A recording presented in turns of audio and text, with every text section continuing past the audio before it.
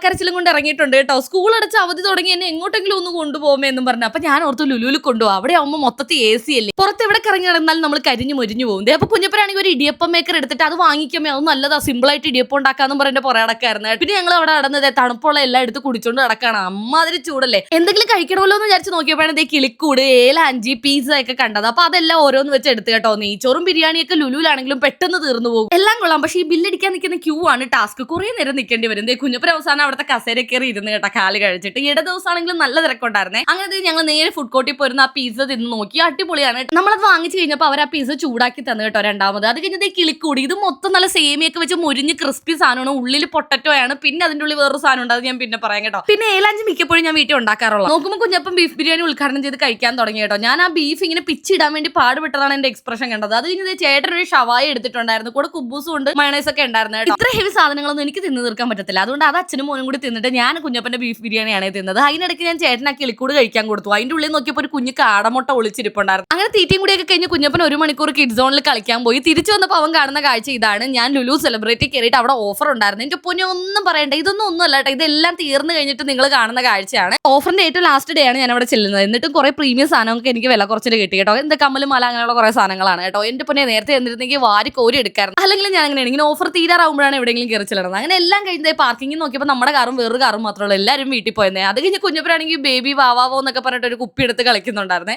അങ്ങനെ എല്ലാം വാങ്ങിച്ച് ഡിക്കി കയറ്റി വീട്ടിൽ പോയി.